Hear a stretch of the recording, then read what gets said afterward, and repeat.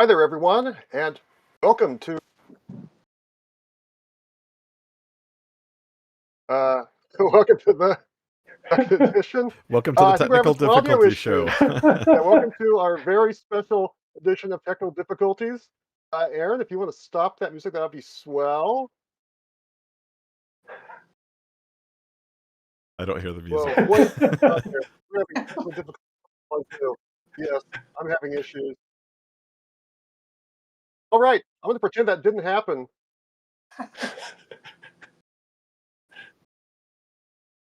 Take two. All right, I apologize. All right, welcome, for reals, to the second edition of the new and improved WayForward Chat, possibly with an asterisk for new and improved, here on YouTube and Twitch. As you can see, we have some new fancy graphics for this episode, still work in progress. But yeah, we're coming along and adding new stuff every week. But I am your WayForward social media Tinkerbat Hoff, coming to you live from Coggin's Keep. I hope you're having an excellent week and continuing to enjoy your shiny new Switch 2 systems, despite all our technical issues here. I am joined once again by my usual co-host, WayForward Head of BizDev and Publishing, Adam Tierney. And this week, it's time to get out your pencils and textbooks because we are returning to WayForward Game School, where we go in-depth on various aspects of the game creation process. In previous installments, we covered topics like directing and producing and game design. You can check out those saved recordings on Twitter if you happen to miss them. This week, though, we'll be covering the art of art direction. So our special guests today will be two individuals with expertise in this field, WayForward's Elina Bell and Marc Gomez. Thanks a ton for joining us here today. Thank you. Hey, thank you guys. And before we get started, a shout out as well to our silent participant in the show, our producer, Aaron Thornton. And I noticed we have a cool kind of motion in the characters. They're a little bit more lively than they were last week, Hoff. Yes, exactly. That's what I was talking about earlier with the updated text. So yeah, we're going to try to improve each and every week as we continue with our weekly asterisk, probably, WayForward Chat. But yeah, Adam, since you are the lead professor of WayForward Game School, I will hand the floor over to you to take over from here. But first, allow me to mention that we will be taking questions later on in the show about art direction in particular, but also anything else. So just feel free to drop us questions in the chat. Please start them with a Q colon so we can spot them easily, and we know that's what they're intended for. So with that out of the way, Professor Tierney, the floor is yours. Thank you. Yeah, this is, and for people, this might, since we've just transitioned over to this kind of video presentation version and the YouTube version, there might be a lot of people listening where this is the first one of these that you're hearing. So, we are WayForward. We're a game developer out of Southern California. We've worked on lots of cool original titles like Shantae and River City Girls and Vitamin Connection and Lit and so much more, and a lot of licensed stuff such as DuckTales and Contras and Silent Hills and Batmans and Boy and His Blob and all kinds of cool games. And so what we wanted to do is, in addition to having episodes where we're talking about a particular topic, like last Thursday we celebrated the launch of the Switch 2 and chatted with some of the game directors about that, and also interview episodes where we have a special guest. We want to do these kind of deep dives into the different aspects of game development. And so this one this week is all about art direction, which I think is one of those roles kind of similar to producer, in that a lot of people might not quite understand what that is. I think it's pretty easy to grasp what an artist is, or a programmer, or a director, or something like that. But art director is probably a position that a lot of folks listening don't know a ton about. So we have our two special guests today, Marc Gomez, who has been at WayForward even longer than I have, and frequently a game director and an art director, and both together or interchangeably here. And then Elina Bell, who is one of our most talented art directors as well. So first off, yeah, thank you both for joining us. It's Yeah, a no pleasure. problem. So, first question, and either one of you can take it first. We always ask this of our guests. What is your video game origin story? So, how did you get into games, and what are some of your all-time favorite games, or some of the games that you remember playing very young? Yeah, what got you into this industry? Do Oh, you want to I start, can take. Elina? Sure, yeah. I'm gonna take you guys on a brief story with me. So let's run to a magical time. I'm gonna say winter of 1998. Let's walk through time with me. So I haven't had a whole lot of, experience with games before because, as a family, we just weren't super well off. We didn't have a whole lot of consoles or, we used Windows 3.1 way longer than we should have as like a reference point. It was a rough time to be a kid with kids around you playing a lot of really cool stuff. But winter of 1998, my parents scrimped and saved, and bless their hearts, they blew my little mind because we got not just the Nintendo 64 that winter, we got a PlayStation. It was a bounty of like unspeakable terms. And Oh, so you I got got the both? chance. I got both. Can you believe that? I still can't thinking about this memory now because my parents, like, they must have worked their butts off. And I need to call them and thank them after this podcast, actually. So I got the chance to play in the same winter Ocarina of Time and Spyro the Dragon. And folks, I can play both these games to this day blindfolded. Like I've imprinted on them so hard. And it's like riding a bicycle, playing those two games, I got it down. It was like a life-changing experience. So I'm playing through these games, I'm loving it, and I go, I have to do this. I have to do this. There's got to be a way to do this. People are doing it. I have to do it.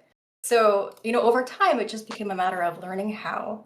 A long, long process for a kid back in the 90s. And then here, I got to actually like do the thing I dreamed of. How cool is that, right? So we jump through time now. Whoop, whoop, whoop. We are back in the present, present-ish, let's say. And I can speak a bit to, my all-time favorite games. So I was thinking about this recently. My husband and I were talking about it, and the game I keep returning to over and over in my mind as like my personal favorite game actually came out in 2015. It's a game called Soma, and it's kind of like a thriller, slow building horror, which is like my jam 100%. And it puts you into a character that forces you to ask, when am I, where am I, and also what am I? And it's like it blew my mind like all over again because it's such a good story. The pacing is incredible. The environment design is like fantastic. And it sits with me, like 10 years later is something I just keep wanting to play. I feel like I've watched every single Let's Play on YouTube about this game. If you've made a Let's Play, I guarantee I've watched it because it's just, to me, like the epitome of the perfect game to this day. That's me. Take it away, Mark. How can you follow that? I don't have a beautiful journey, but that was great. Thank you. But my journey, I actually have a similar story where I also didn't grow up with video games. My parents thought that and Pee-wee's Playhouse were going to rot my brain. So I didn't get introduced to video games until I had an aunt who bought me a console system. Way earlier than Elina because I am of that age. But I shouldn't yeah, have I brought guess. ears into this. Sorry, Mark. But yeah, as What was far as what was getting your first system, Mark? Game Boy. The DMG, the original Game Boy, right? Yeah, spinach Game Boy. And so yeah, I was around way before then, so that was the new thing that I got much later on than everybody else. And so yeah, I started with that and just loved games. But I went to school for animation, and then that was at Cal Arts, which is in Valencia, and WayForward is in Valencia as well. So after I graduated, outside of looking for jobs in, TV and animation, I wanted to apply at WayForward also just to get a start in games because I didn't know how that process worked. And so I ended up going to WayForward, just starting out as a QA tester.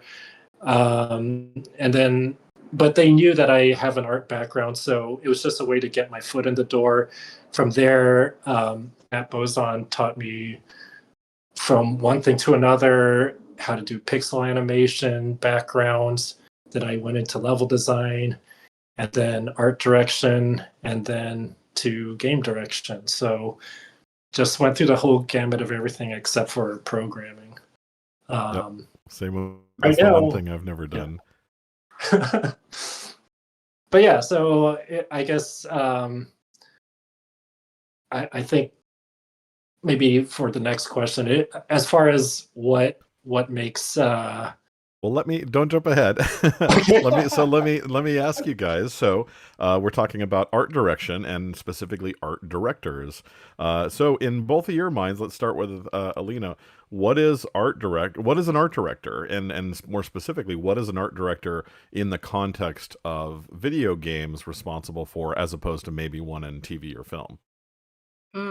So I don't have a comparison point here because I've only really worked in games here, but I think it's going to be a useful answer regardless. So I feel like the role of art director is you're kind of facilitating a bunch of different art departments to build a cohesive visual. So we have, a bunch of different illustrators, we have visual effects artists, animators, environment artists, and all of them have to come together and create the single vision that the director of a project has. So a lot of what my role involves at WayForward is to make sure that I'm kind of like the connective tissue between all of these departments to make sure that they get, the director's vision translated to them, and that they receive feedback in a way that enables them to do the absolute best at their job. The communication is also critical because we want to make sure that there's no confusion. Everybody knows what we're all building towards as a team, and we're just trying to build this one cohesive, beautiful game, regardless of whatever medium it is that is being used. That's a perfect answer. So I think what I'll do, rather than ask the same question, Marc, you're kind of interesting at WayForward because you've been both an art director and a game director, and both individually and filling both roles or filling individual roles. What's it like wearing both hats on a single project? Like, does it all kind of feel like one responsibility, or do you feel like you're working in two different capacities when you're doing direction and art direction? It's a lot of work to try to do both on a project, especially as the projects get bigger and bigger. I like having the responsibility of both and just having an overall vision of a game, but I think the advantage of both directing and art directing is understanding what a director wants of an art director. And so when I do have projects where I'm directing only or art directing only, I keep in mind the needs of what a director might be looking for in an art director. Like, how much do I want them to put in their input? How much do I want them to ask questions on this?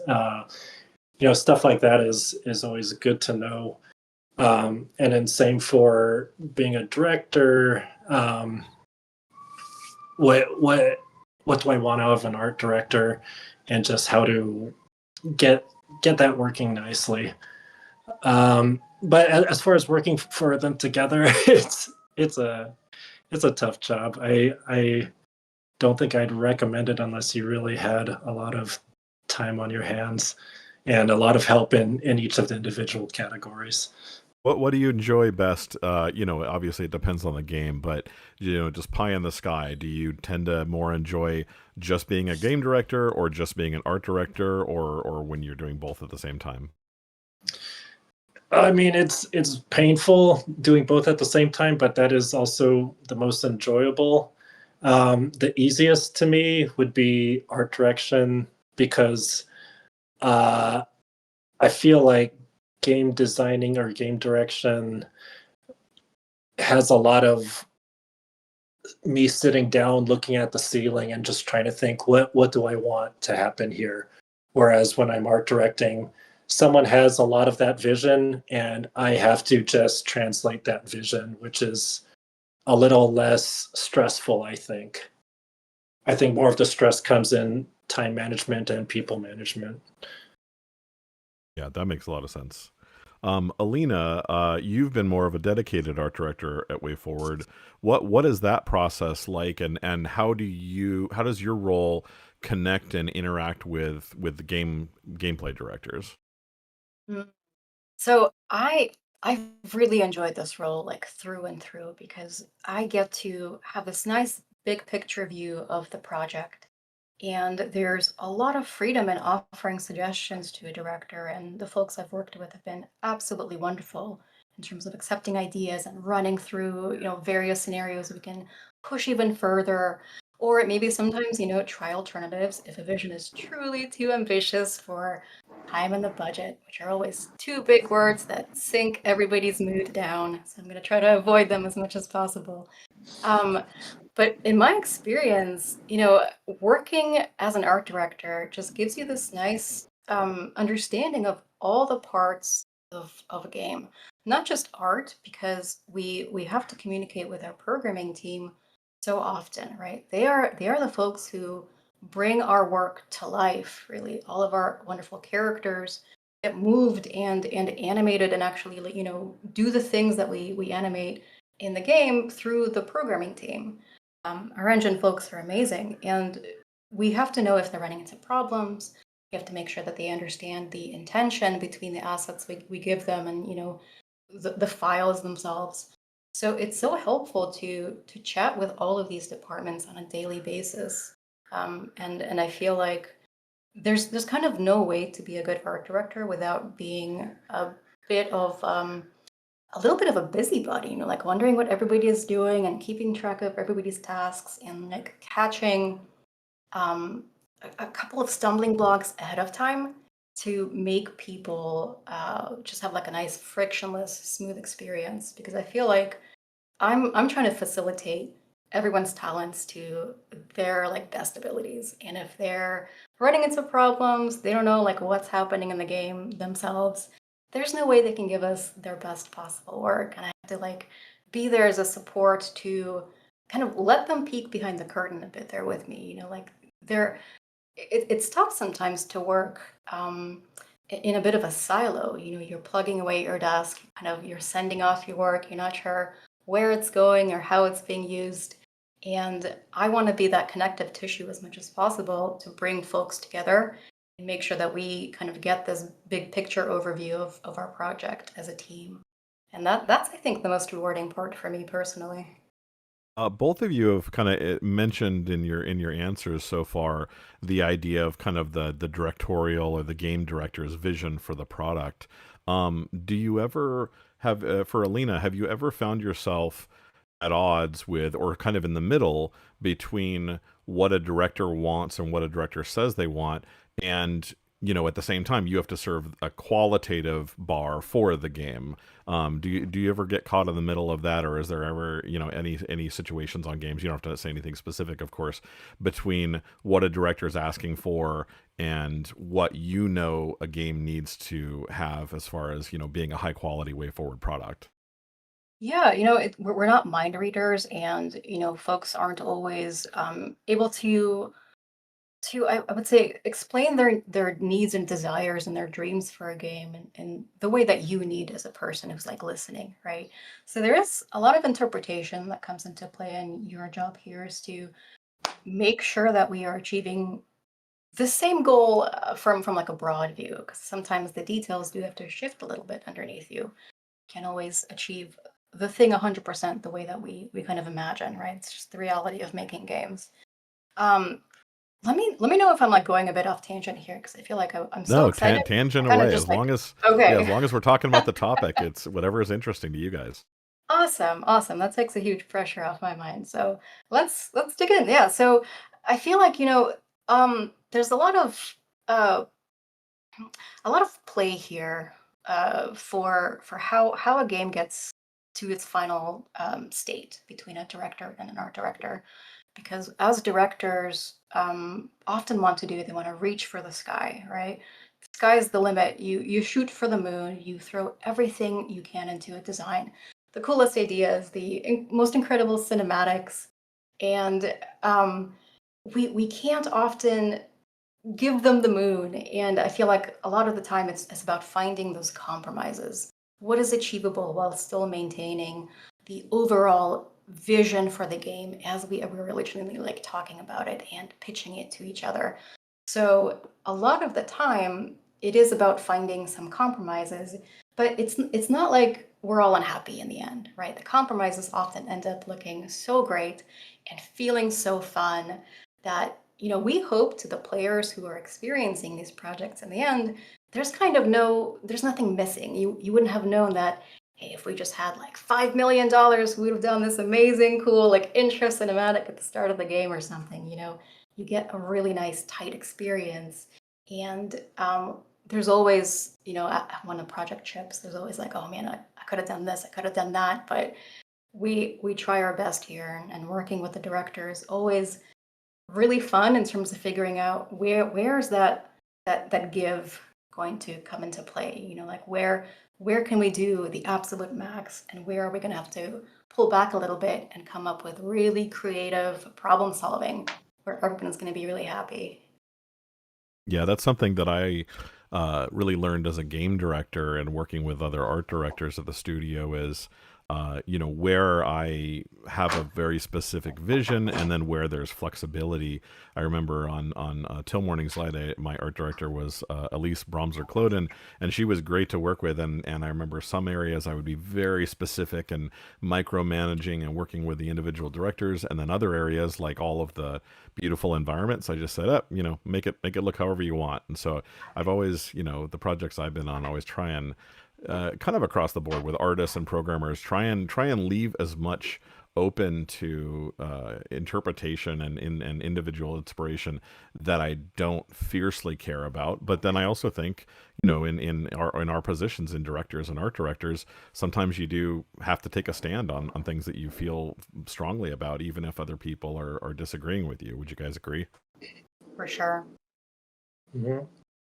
Yeah, I mean, there's a lot of arguing that happens. We are a passionate group of people. We have very strong feelings, and so we get into these meetings, and everyone's trying to push for their ultimate goals for a project, and it gets heated. Sure, I mean, we're a group who wants to achieve the best thing, coming up against the boundaries of what's feasible, and so it's an exciting environment, regardless of the meetings that occur. I feel like ultimately, like, no one leaves with hurt feelings over a game. Like, we're such great teams together.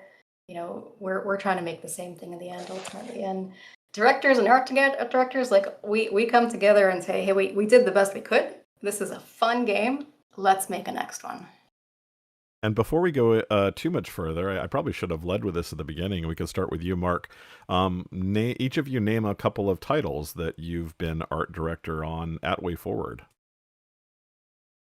Art director.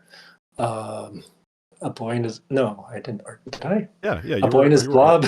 Yeah, you were AD on Boy in His Blob, and then Sean Velasco directed it. You could also say titles that you've directed and art directed. I mean, I was like, did I art direct that, or did I just animation direct it? Like Contra 4, I think I was animation director. And then I probably just, beyond that, mostly a lot of SpongeBob titles, I think. Did some art direction or design and art direction.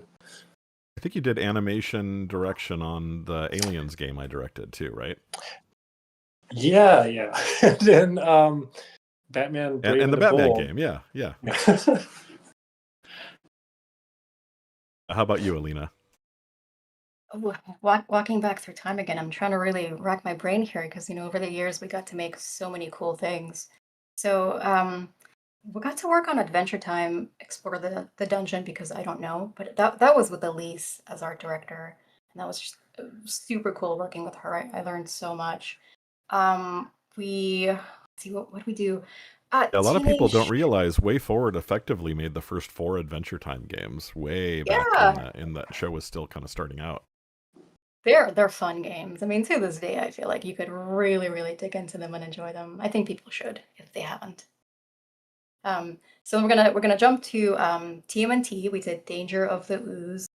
Probably still my kind of like my favorite experience at WayForward. I know it was a while back, but there's something to be said about a team that is so in love with an IP and is so passionate about every part of making this game rock that like we had so many late nights for this one, but it's all like incredibly fond memories. So TMNT is always going to be like super close to my heart. Gonna try to move on to something more recent. I mean, we worked on Half Genie Hero, which was a blast. Um, Kickstarter that was like my first experience delivering something directly to the fans. Incredible. Let me think. I mean, The I thing with know, Way Forward. yeah, I know one for sure that I believe you were art director on that I think is one of our prettiest titles, but definitely not one of our better known was Marble Knights, right? Yes. Yeah. Oh, yeah. I mean, I kind of wish we were able to make more along the same lines. Yeah, that's an Um, absolutely stunning game. My goodness, thank you. I love the praise because we had an incredible team, and yeah, our artists kicked butt, and it was just a really really good looking product. I'm happy with to this day.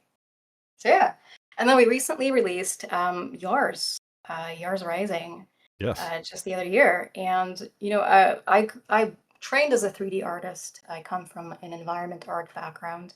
And so I love working on 3D games the most, I think, and just a chance to do that at Way Forward is just a thrill. So really proud of Yours Rising. Yeah. So that was actually segueing into my next question. We can start with Mark. Yeah, WayForward does a lot of different art styles in our games. We do pixel games, 2D HD games, games like River City, where it's hybrid of those. We do full 3D, 3D, 2D hybrid, frame animation, rigged animation, spine animation, interpolated, like everything you can imagine. We probably have some experience doing doll like costume replacement, all that kind of stuff. Starting with Mark, what are given your druthers on any given title, what's your favorite art style or your favorite approach to assets and animation? Oh, pixels are, especially small pixels, are fun. They're easy to make. You need some new animations. It's like, okay, I can bust that out during this conversation. It's very easy to have a lot of imagination and create new ideas on the spot. You don't need to go through a full process of modeling, rigging, sketching, hardlining, coloring, any of that stuff. It's just really quick, and so it's kind of a dream, especially for designers, to be working on And you low you quality mentioned pixel size. projects. I think you mentioned size. That's a really good point because the smaller a pixel model, the more rapidly you can crank stuff out. I think the smallest I've ever worked, which you and I both worked on, was our Justice League Heroes, the Flash game on GBA, which had really, really tiny sprites comparative to most of the stuff that we do. Yeah, that was the smallest one that I've worked on. But as far as like just coming up with stuff on the spot, aliens, we there's like, hey, do it be cool? Let's do this. Okay, let's do it. And we just a lot of things were just made, and it was just easy to do. And uh, it was the kind of thing that it was just it being doing little pixels really helps make that process go faster, especially when you're just being creative. And talking about, yeah, like pixels compared to like HD art, which is much slower, more traditional art. I believe you animated personally the mech transformation in Boy and His Blob, right? Yeah, and so it's fun, but yeah, it's a lot longer of a process. But you get a lot of cool visuals. A lot of different art styles are fun to play with. And Alina, you mentioned 3D is your expertise. Is that typically going to be your go-to whenever you have a preference on games art style, or what are your thoughts on the different styles that WayForward does? Yeah, I think 3D is always going to be like my little baby. You grew up with something, you imprinted on it, as I said with my story, and it kind of becomes your comfort zone, right? 3D makes me feel so excited because I feel like I'm right there. I'm in it. And 3D, just I feel like with my experience on games, I'm so comfortable pushing it, because I feel like at this point, we're seeing what other games are doing. We're seeing how creative they can be with 3D. And it gives me like a thrill to be able to use this medium and, use 3D to fake things sometimes, because that's a fun exploration too. We have games like Ori and the Blind Forest, where a lot of it was 3D and then it got compressed and baked down into sprites, like the character animations, for example. So there are some really creative uses for 3D. It's not just always, like the 3D games you see out there. So I enjoy that medium a lot. Yeah, I think with 3D, when in my experience, what's most challenging is to get kind of like what Mark was saying. Like, it's very easy in Pixel to just dive right into an animation to do a big reaction. Or I always think of like in our DuckTales game, when Scrooge McDuck gets eaten by the plant. I think that was one of the animations by our studio animation director Jesus. You can immediately in 2D go to like very strong characterizations versus 3D. I think you're kind of fighting that. It always starts a little bit more stale, and you have to really heap on the work to put in that emotion. But I have to say, like, of everything that we've done in 3D, I think that you guys really nailed that kind of emotionality in the main character Emmy in Yars. Like, I obviously you see stuff in AAA games, but I think as far as WayForward games, that was some of the most satisfying expression work and kind of characterization on her face and gestural work that I've seen us do in a 3D game. He was such a wonderful character to work on too. I'm always happy when we get like a female protagonist. 100% going to be pushing for that wherever I can, as a little artist myself. But It's good. You're at when a it good comes to, company then, because yeah, we I we do a know. lot of that. Never any complaints at WayForward. I mean, this company is fantastic for that. And with Emmy in particular, we wanted so much to create a really robust facial rig, as you mentioned, because her acting is a pretty important part of the game here. There's a lot going on that kind of, shocks her world a bit, rather. And we had a really great animation team who helped us push the standards of facial animation at the company. And I do feel like at this point we do have projects who are benefiting from that sort of experience, which is great too, because a project tries something out, we find a great way to do something, and then WayForward continues with that sort of method, and pushes it further with the next project, which is a great thing to see as we go on. Yeah, I always describe our games, at least the ones where we have the most direct control, as high personality. They always have very larger than life characters, very dialogue and story driven, very high personality in terms of their expressions. And so, that's something that's very high need for us, is getting that into basically every art form we do. For question for both of you, we'll start with Mark. Is there any art style or any type of art, component or anything that you haven't worked with yet in games, or you haven't worked with recently, that you'd love to try out? Anything that's experimental or just something that you've not been a part of yet? I mean, I've directed and been a part of several 3D games, but yeah, I haven't had too much experience with that. And I know there's a lot of different ways that I'd approach designs on 3D games. And so just getting that opportunity more would be nice. And Alina? I recently got the chance to work on a pixel game, and pixels are brand new to me. And it's something I've had to do a lot of learning about, but I'm really falling in love with the medium pretty quick.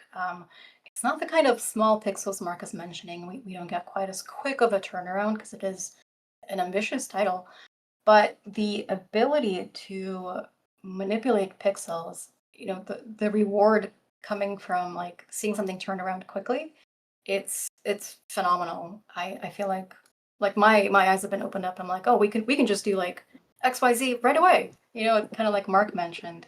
It gives you like a more instant thing to react to with pixels. I love it.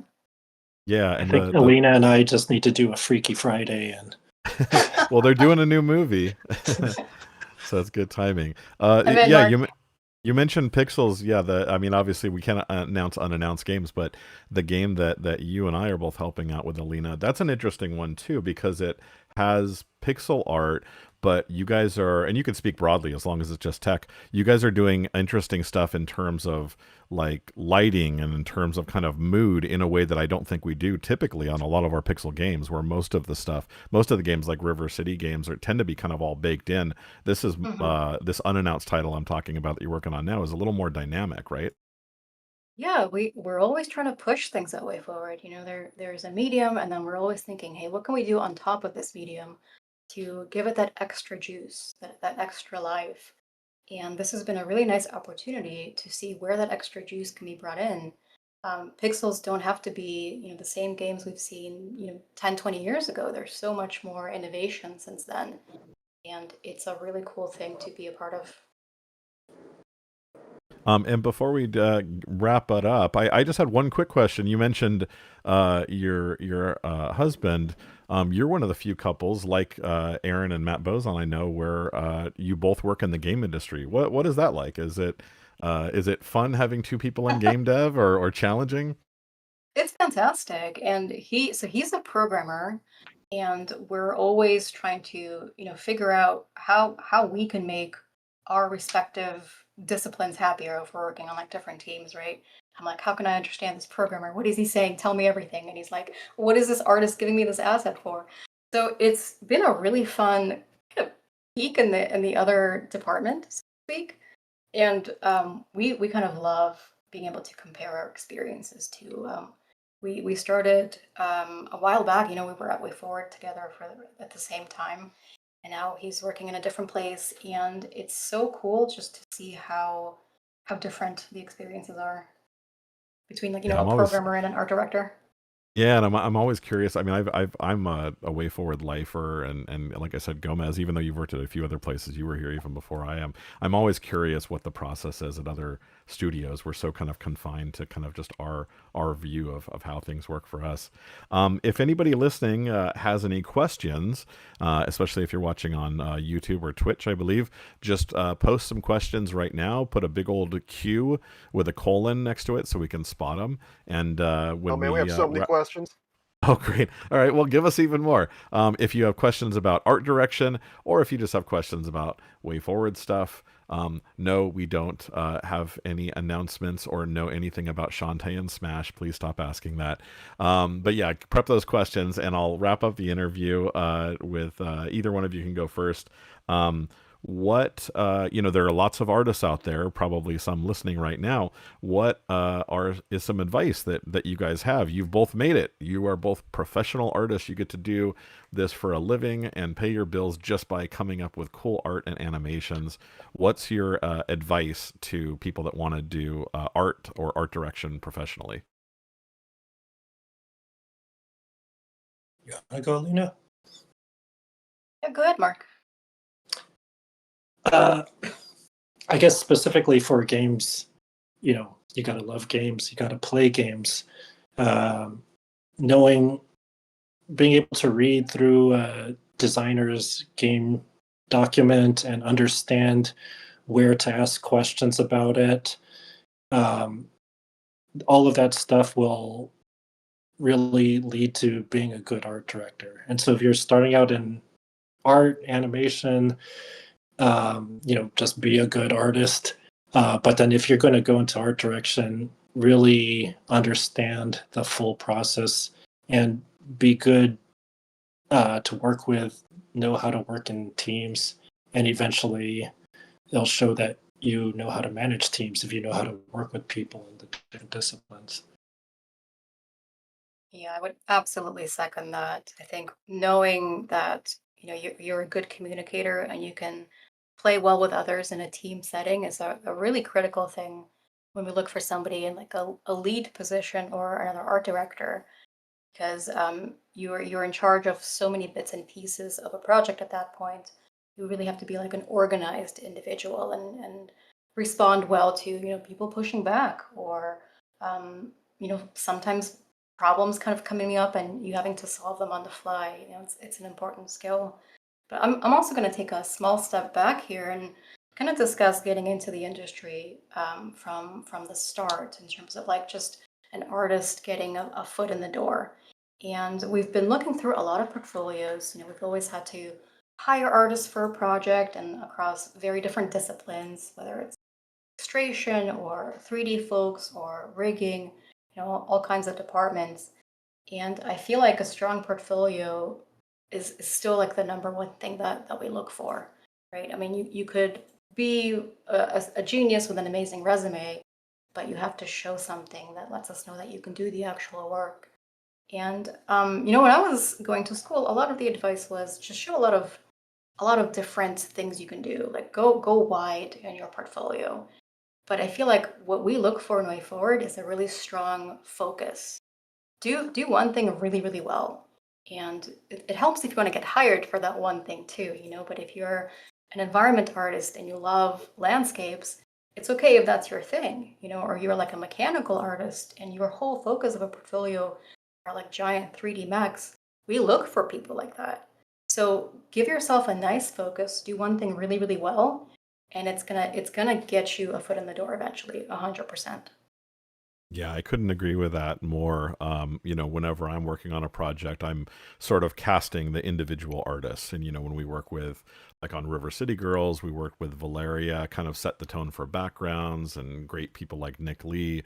And then with the sprites, Hunter Russell did them, and then Kay kind of continued them. So often we're basically just looking for people that are really great at something and then just tapping into that. I would definitely second that if you're looking to get out there, not that you have to pick one style and just be one and done with it, but the more that you can kind of excel in areas rather than trying to, be everything all at once and copy what you think is the trend. And at the end of the day, it's just people can sense enthusiasm. Like I will always work with an artist that just seems very comfortable in their skin and what they want to do and what they're trying to do rather than trying to force a square peg round hole, so to speak. So, on that note, thank you guys so much. This has been really fantastic. I feel like we could probably get a couple more kind of art related talks in the future, and you both did fantastic. Let's dive into some questions. And Hoff, if we have any that Elina and Marc could answer first, let's lead with those. But yeah, let's Yeah, do some absolutely. questions. For sure. Our first one comes from Cordro, who asks, what helps an art director strike a balance between being inspired by various art styles and creating something new and original? I like this question. Yeah, this gives me a lot of food for thought, as we go back through the projects we worked on. There's always something that drives a direction first, right? There's a pitch that has a certain vision for the project, and there are some constraints kind of built into this vision already, because usually we work with clients and we work with publishers who want to make a specific kind of game to some extent. So where our freedom comes in is to start adding modifications to that, start adding those pushes we talked about earlier. And we're of course looking at other projects and other games to find that inspiration and see what other folks are doing. But the thing with Way Forward is we love putting a Way Forward spin on things. So it's never going to be a direct copy of anything somebody else is doing because we know we want to put the Way Forward brand on it. If it's a pixel game, we got Way Forward pixels. 3D games, trying to maintain a Way Forward style, a vision, a personality. So I feel like we're actually balancing that inspiration against what is our house vision as a company. I think that's where most sort of puzzle solving comes into play for us. Yeah, it might be interesting to do an entire episode just on the quote unquote way forward style, because we do kind of have a house style, part Matt Bozon, part Sean Healy, part a little bit of everybody. And sometimes we tap into it and sometimes we don't. Just so we get through as many questions as possible, why don't we do this? Thank you, Elina, for that. Why don't you guys take turns? So the next art related question Mark can answer, and then back and forth, and we'll plow through as many as we can. All right. Next one then is from Sarah Mandel, who asks, is synchronizing the 2D and 3D elements of games an especially tough part of game development? Perhaps art direction. Did you ever do 2D, 3D mix, Elina? We did, yeah. Half Genie Hero was that kind of mix. Okay, you take this question then. All right, you got the next two. We'll take this. We got this going. I think it's a fun challenge. I don't think there's anything inherently problematic about that approach. I think 2D and 3D actually blend together really well. On a technical side, the issue that sometimes happens, kind of a fun problem, is if you have like a 2D character trying to hold a 3D thing, we always run into problems. Programmers hate it. Don't do it if you guys are making your own game. Try to keep, like a 3D world and a 2D character on top. Flawless, works every time. So I think that's the way to go usually. Great. All right, next question. Okay, cool. Let's see. Our next one is from Doodledoop, who asks, what software does WayForward use for pixel art? What does that workflow look like for you guys? Oh man, I know this comes up a lot, and I'm saying, oh man, because I'm blanking on the name of the software people use. Because I know historically we use ProMotion a lot. I know some yeah, people but that's also not use... what people use. It's weird I think because it's at Baselight. WayForward we started with ProMotion. The nice thing about ProMotion, it really is good at organizing palettes and doing other things with layers, but it's not the most popular one that people are using these days. And I know a few of the more recent people who are doing sprites at the company don't use ProMotion. So yeah, I guess it's whatever works for you. Yeah, do you know, Elina, what Kay and Nick use on the current project? Yeah, so they're using Sprite, which is a really nice flexible application. So I think that's been coming up more frequently with animators we've been hiring. Yeah, I tried Sprite and I don't love it, but other people like I guess It's a preference thing, right? yeah. But yeah, you can definitely see what's out there. Like they mentioned, that seems to be a popular one. The main thing is just make sure if you're doing pixel art, make pixel art. Like, use the pencil tool, don't use brushes, make sure that you're able to click in and you're basically building with little Lego blocks. And that, to me, that's always felt like, the difference between, bitmapped illustration or a brushy illustration versus pixel art is where you're animating or moving things around pixel by pixel. All right, next question. We have one from OneUp versus CPU who asks, why do people still make pixelated 2D games instead of using very high-res sprites? They're basically just regular drawings. I have a couple of quick answers, and then you guys can chime in. One, Awesome.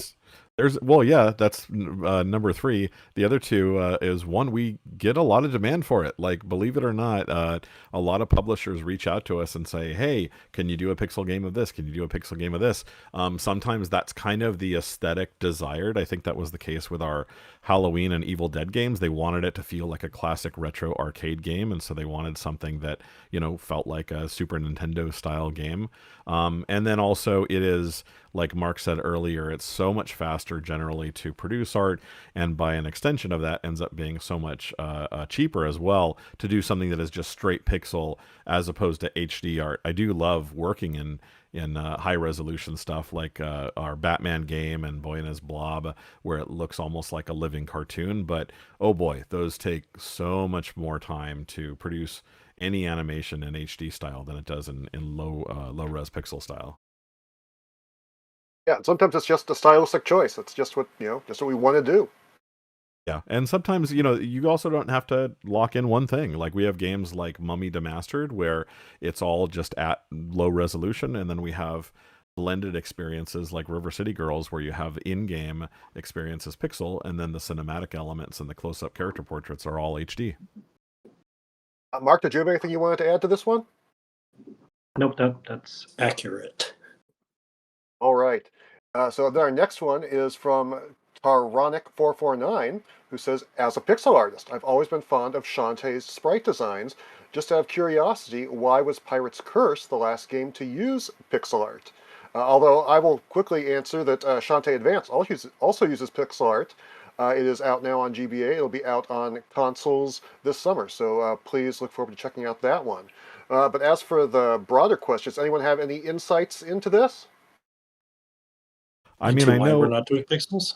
Yeah, with Half Genie Hero, it was like an evolution. So I remember at the time, like WayForward, when Mark and I were here initially, was really just a handheld studio. And so there was a really big push to like, hey, let's graduate to doing console games. And so you see stuff from that era around like, 10 to 15 years ago, the Batmans and the Boy and His Blob and the DuckTales, where we're trying to make what feels like a more modern console game. And I think that probably drove a lot of the efforts to do higher res art of that style. Right. Fair answer. Yeah, I mean, I think part of it is just wanting to modernize the series somewhat, kind of like the approach that Konami took with the recent Contra games. Like, yeah, we don't want people to think this is some retro game. We want people to know it is a modern console video game. Okay, on to the next one from Edwin Makes Games, who asks, do you have any advice to creatives that are currently discouraged by the evolution of AI? I personally know of some programmers and artists that feel that honing their craft is pointless now due to competing with AI tech. What I would say is learn about AI so that you can understand your enemy better and then form a judgment based on that. Yeah, uh, I think there's a lot of negative aspects that I agree with on artists and what they're seeing with AI, but at the same time, I'm trying to understand what are the capabilities of AI and where can we take it in a way that isn't stealing other people's art, or how can it be legitimately used in a way for good and not for you know quick memes or ways of taking other people's artwork, or there's a whole bigger discussion, I guess. Yeah, this is a tricky one because that I completely understand where this question is coming from. There's a lot of surprises happening in terms of like, hey, this tech is now out here. People are making use of it. I don't know what's going to happen to the profession I've been trying to train in this entire time. And I think there's some adaptation that's necessary. I think just by the nature of this thing being out in the wild, Pandora's box being open, so to speak, that necessitates some adaptation. And I feel like a lot of the time it is understanding how AI is going to be used and trying to figure out where it's lacking. Because boy, is it lacking? You can spot AI art anywhere because it's not great, you guys. I'm sure it'll get there, because boy, progress in some forms, good or bad, is progressing forward. So we have to compete unfairly, I think, with this process quite a bit. But I don't think artists, as a profession, is going to go away by any means. There's not a chance that we will still not be making games by hand and every part of a game by hand, because there's just no way to get the same feeling out of a machine. There isn't. And I'm firmly on the side of the Butlerian jihad in Dune. Like I think I'm as anti-AI as they come, to be honest. But still, I feel like there's some adaptation that we as artists just have to kind of accommodate. Yeah, I think we're just not on This an needs its own podcast. I know. maybe we'll do an AI episode. It Yeah, could I be. think we're just not in an equilibrium yet. I think when everything settles, it'll be used predominantly, at least in a studio like WayForward, as a tool. I know when I'm writing, because I'm primarily a writer, I never use AI to write for me, but I use it to, like, hey, what are some major cities in Southern California or something. Like, I'll use it like as a very smart Google to like help me. And I think that in the same way that with 3D animation, we rely on the code of the programs to do interpolation for us, and using some automation within the rigging and stuff like that. So hopefully, I agree with Elina. I don't think that the individual artistry is ever going to go away, at least at a place like WayForward. But I think that just like any tools, the more AI advances, the more we're going to see some things automate that'll help people like Elina and Marc work even at a faster capacity than they were before some of the advancements. All right, tricky subject. Thank you Next for those question. answers. Yeah, what is the next one? From Xenox Nintendo.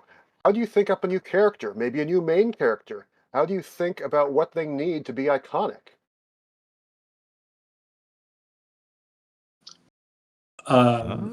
Any takers? I'll say from the writing side. Actually, I create a lot of WayForward characters. It's not conscious; it's subconscious. They, like we talked about Emi Kimura. I don't know why she just popped into my head fully formed when we were talking about doing a Yars game. So a lot of, for me, at least as far as like the initial seed of the thing, is just kind of subconscious. What about you guys in terms of like character design and character refinement as far as like how a character looks? I have a very simple answer that I do is if I can imagine someone cosplaying it and you could recognize it, then that's a successful character design. If it looks too generic, then yeah, it won't stand out. And if someone were to dress up as that character, would you even know that was that character? That's a So brilliant answer, and it applies to Emmy so much because we designed a jacket, and we're like immediately, people will want to buy this jacket. Like people will be wearing this at events, and we like, this is it. We nailed the design. That's a strong part of it.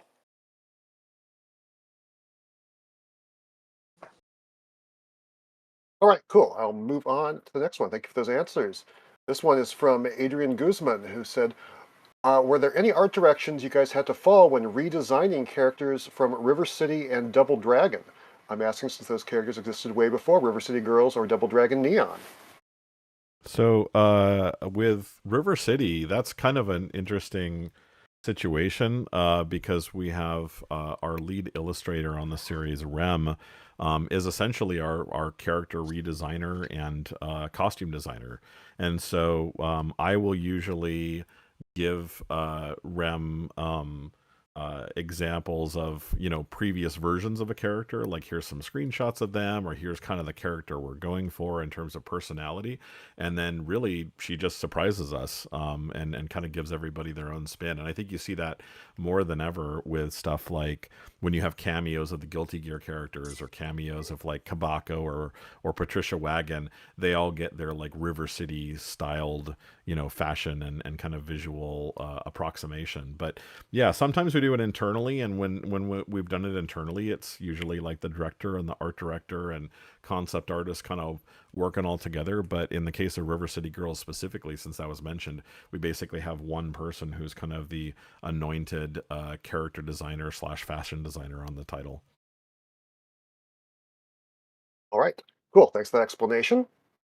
The next one here is from Lazy Clay Gamer, who says, when creating an art style, do you think about the premise or story of the game first before making the art style? The other way around? A bit of both, or does it depend on the game? I think it depends on the game.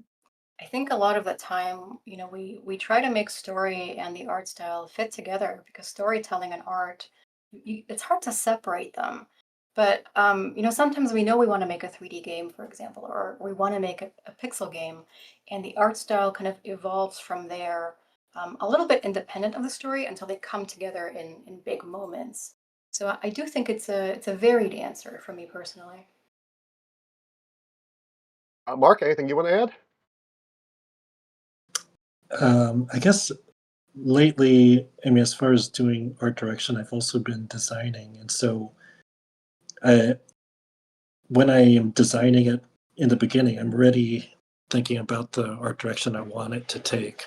So I'm already creating my design and art direction documentation just to put out what I see in my head. So I guess that's why before I mentioned the fun part for me is designing and art directing. But yeah, it's also a lot of work.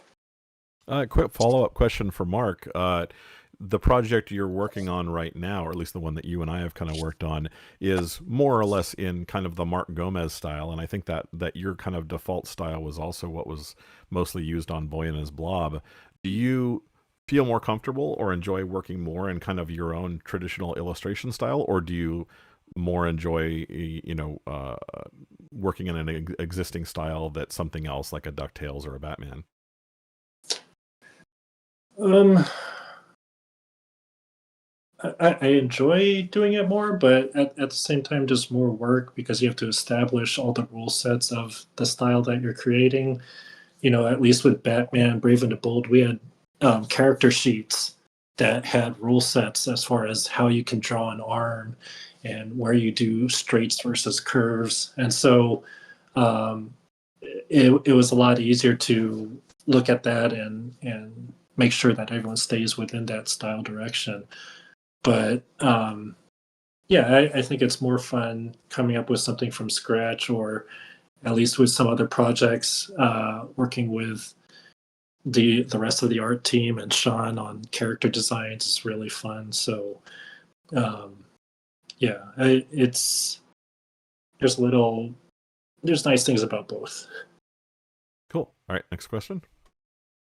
Okay, I don't quite understand this one. I think it's referring to something that was said earlier, but I will read it to you and you can decide what it means. It is from Kurt Dennis, who asks, what about artists that are able to concept, illustrate, 3D model, rig, and animate? Are they not focused by your definition? Oh yeah, I'll take this one. I think people who can do all of these disciplines are incredible. And we definitely look for them because they make really great leads. Folks like that also make really great art directors because they have an understanding of how all these different departments work together. Right? You have an animator who knows how to rig, fantastic. They can make better animations. They know how those animations will be used by a programmer. So knowing how to do everything is a super amazing icing on the cake sort of scenario. So the original comment where I brought this up was more referring to people who are just starting out, who maybe are not sure where they can put their focus on to get like the foot in the door kind of entry into the game industry, right?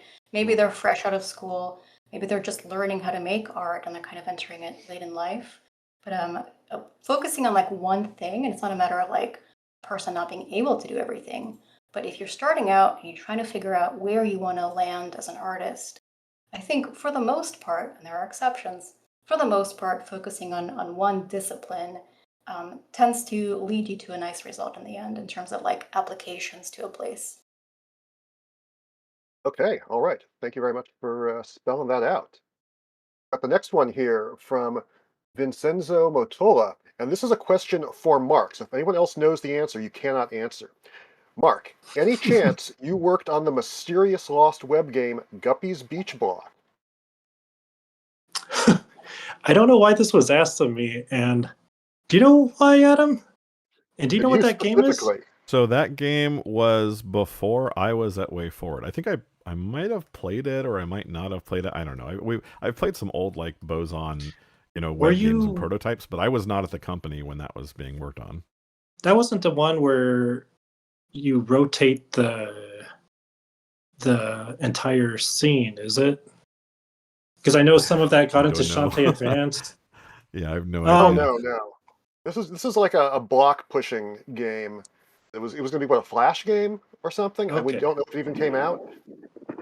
I mean, the only thing I worked on with Matt as far as Shantae's was Shantae Advanced, like over. No, not Shantae. Oh, Guppy's Beach Block. oh, Guppy. Okay, From then. Extreme Well, I mean, Sports. I guess what I was saying is I only worked with Matt on Shantae Advanced. So that is a no. That is a no. You were not involved with Guppy's Beach Block.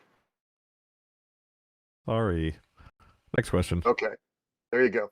Okay, I am not turtly enough for the Turtle Club asks, what was the decision to change the art style of Lit? So that was kind of funny. When we did the first game, it was WayForward had never published. That was our first game as a publisher on console, and that was also did very, very little 3D up to that point, at least on console space. So we wanted to try and make it look as like realistic as possible. I think it's one of those games that that really shows its age nowadays. But cut us some slack, because I think the WiiWare limitation was like 40 megabytes total, and we had like tons of VO and cinematics within that. So we were very limited on what we could do. The reason why it got, and you can see right here on the image with the little chibi version of Jake, it sort of just was one of those things where it took on a life of its own. I remember in the director's room, we just were always talking about like doing a chibi lit game or chibi lit chan, just based on the idea that it was such the exact opposite of how serious and like emo the first game was. And I think, like any good joke, it just kept going and going until it was an obvious thing. And so when we had the opportunity to do the mobile version of Lit, which then we later ported to PC as well, that just made sense to go with that style. But yeah, a lot of this is like, WayForward doesn't typically do, looking at market trends and looking at what's popular and whatever. We just shoot from the hip a lot. And I think that's where that brand felt like it should be at that moment that we did that game. But I will say that is not something that necessarily replaces the original style. We could very easily do a new PS5 game of Lit, and then suddenly Jake and Rachel look completely, realistic again. That's just kind of where the brand. Oh no, we could easily do one. Don't tell people that. They're going to expect it to come out very soon. I will tease even more. I will say that there is a high fidelity 3D lit demo that we did internally about a decade ago or so, along those lines. Maybe we'll talk to our CEO. Maybe we can show that off or something. But yeah, there's some pretty cool looking Jake stuff for people that like the original style more than the chibi style. Okay, well, there you go. Exclusive info right here. Next one is from Adrian Guzman, who asks, out of all the licensed games and which IP owner is not WayForward, in which one do you guys have the most freedom when it came to the art style? As in the IP owner said, go nuts, do whatever you want. We can all answer. I mean, the obvious one for me is River City / Kunio-kun. We're essentially creating an offshoot brand. I think in Japan they even call it like Kunio-kun Gaiden or something, because it's basically like, this is the WayForward version of Kunio-kun. There's very little guidance or guardrails that Arc System Works has given us on that version of the brand. Boy and his Blob didn't have to match the original NES game.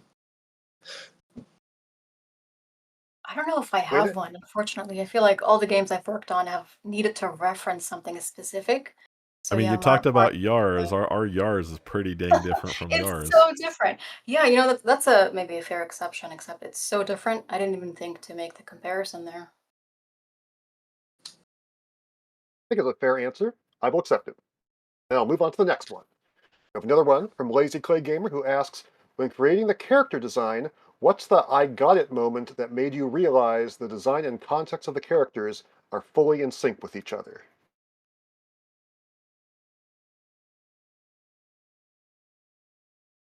Anyone got any examples?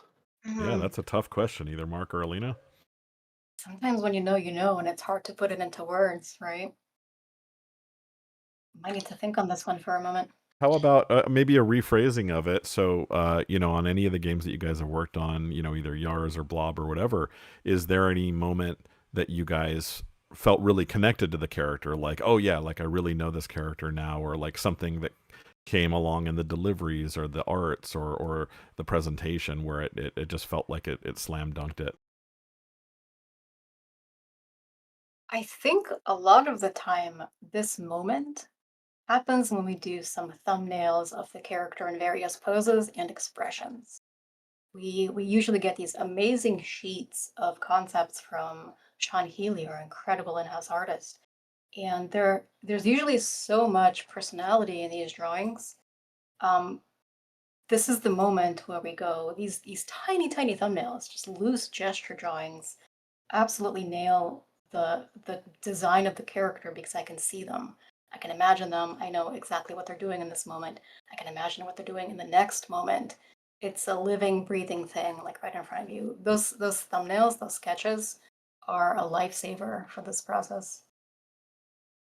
And we got about Yeah. 5 minutes before we have to wrap up. Hoff, if you want to Yeah. find a couple of quick ones. Yeah. We all been going for over an hour. Those takes care of pretty much all of the art direction focused ones, but we'll try to go through some of the others that we've got here in the next 5 minutes. I'll just take them in order. Uh, from I Am Not Turtle Enough for the Turtle Club, there is a rumor that your company once expressed interest in making a licensed game based on My Little Pony Friendship is Magic. Is that true? Or I any other think, things you like a yeah, I think I licensed had game on? mentioned that in interviews and stuff. That was like right back when that show had come out, like season 1 or season 2, and obviously like Lauren Faust was just killing it on reimagining that. So yeah, I don't know if there's if there's kind of a reason to do it now, especially after a game like fighting them. What is it? Them's Fighting Herds, when that came out, and it's just absolutely fantastic looking. But yeah, definitely at the time we were super into it. That was an IP that we probably had some discussions about. Okay, the next question is from an unpronounceable Russian name the second. Why Roddy Tops and Sky often conflict with each other? How to fix it? I think the answer is because it's probably way more interesting that way. But Adam, since you tell more stories than I do you have any, insights on why you would have characters interacting that way rather than everybody being buddy That buddy all is the the time? secret. Yeah, that's the secret sauce, is characters that are uneasy with each other. That's why Masako and Kyoko get on each other's nerves all the time. If you have characters that are all just lovey-dovey and they have no conflict, then you have a boring story. Okay. Next one from Dennis Beeman is about Shantae and Risky, so we'll probably save that for a time when Matt is on. Another one from I Am Not Truly Enough for the Turtle Club. Now that DSiWare and WiiWare games cannot be downloaded anymore, will Mighty Flip Champs, Mighty Milky Way, and the original version of Lit ever be re-released? Asterisk, Mighty Flip Champs is still available on PlayStation 3, which you can then transfer to your PSP or Vita. Yeah, I can say in terms of our intention, absolutely Mighty Flip Champs, absolutely Milky Way, Switch Force, all of those. I think we want to continue bringing forward. The original Lit, just because it really looks like a very early 3D game for us. I don't think we would probably re-release that as is, given the opportunity. Maybe we can I just remaster and promised it's a expand on PS5 it. version. What's going on here? No, but that's what I'm saying. I think that would be the move. I think we could do something where we're kind of redoing Okay. all of the assets. But All right. my point being, like Flip Champs and Milky Way and those games, I think you could just re-release those as is without touching a pixel, and they'd be great. But I would say Lid is probably the only one out that we would definitely need to do some touch up on. Okay. All right. Understood. Nothing being announced today here, of course. We would love to get all those out there, but yeah, nothing to announce at this time. Sorry. Uh, let's see. Kim Schwartzbach asks a frequently asked question about any chance of a 3D Shantae game. 3D modeling has come a long way since 2002. Mr. Brio Gentleman asks, Shantae open world game possible?